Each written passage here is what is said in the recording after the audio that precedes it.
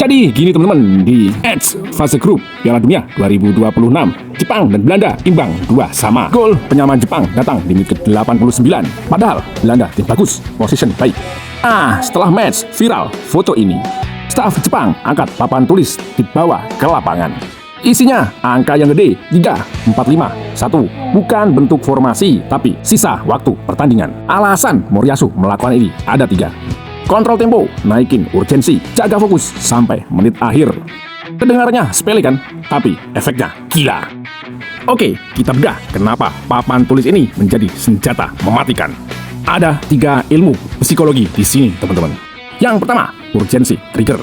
Bayangin, kamu bermain 80 menit. Pasti capek. Terus pelatih teriak 5 menit lagi. Pasti tidak akan terdengar oleh pemain. Tapi kalau kamu lihat papan tulis gede berisikan 5 menit di pinggir lapangan, otak kamu pasti langsung ke mode fight to fight. Adrenalin naik, kaki yang berat akan jadi lebih enteng. Ini yang bikin Jepang bisa pressing gila-gilaan di menit ke-87 ke 90. Belanda kaget, kok orang ini yang tadi hampir mati masih bisa jalan lagi? Jawabannya, karena otaknya sudah terprogram 3 menit lagi. Poin kedua, jangkar waktu. Kamu pasti ngerasain kan, kalau bermain bola 10 menit kerasa waktunya 30 detik. Itu namanya time flies when you are having fun. Versi capek. Moriyasu melawan itu pakai papan 30, 20, 10, 5, 3, 1. Otak pemain jadi kereset terus. Nggak ada istilah, sudah menit ke 85 aja. Mereka selalu tahu posisi mereka di timeline match. Hasilnya konsistensi, nggak ada drop di menit 70 atau 60. Poin ketiga, tanggung jawab bareng. Kalau pelatih ngomel di pinggir lapangan, hanya pemain terdekat yang bisa terdengar. Tapi papan ini diangkat tinggi-tinggi. 11 pemain, bench, dan penonton bisa melihatnya. Jadi kalau ada satu pemain yang melihat papan angkat 3 hanya jalan kaki, dia akan malu sendiri. Tuh, kok hanya aku yang kendor? Maka dia akan ikut lari atau sprint. Ini bikin tim Jepang seperti mesin. Tidak ada yang berleha-leha. Nah, sekarang pertanyaannya, kenapa taktik ini efektif banget saat melawan Belanda? Jawabannya, karena Belanda itu adalah tim ritme. Mereka suka megang bola dan umpan-umpan. Bikin lawan capek, mereka main pakai tempo. Nah, papan waktu Moriyasu ini bikin merusak tempo Belanda. Belanda berpikir, masih 10 menit jadinya santai-santai. Tapi Jepang udah masuk mode 10 menit laga hidup mati. Transisi Jepang dari defense ke attack menjadi lebih cepat 2 kali lipat. Ditambah disiplin dan pressing ketat ala Jepang. Boom, menit ke-89, gol Jepang lahir.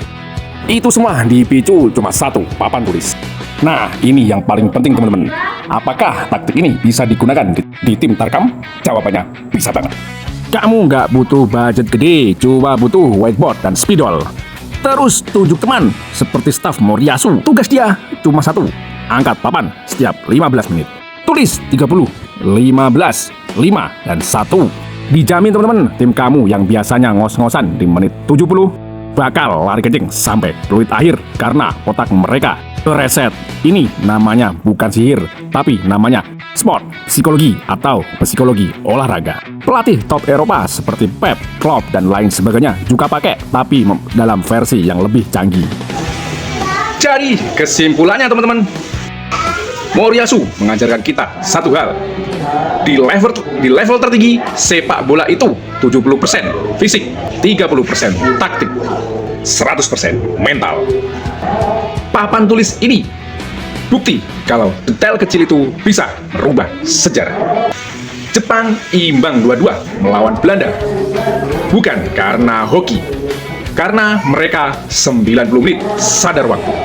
Sementara Belanda lengah di menit ke-89 udah gol. Menurut kalian teman-teman pelatih timnas Indonesia harus meniru taktik ini? Tulis pendapat kalian di kolom komentar.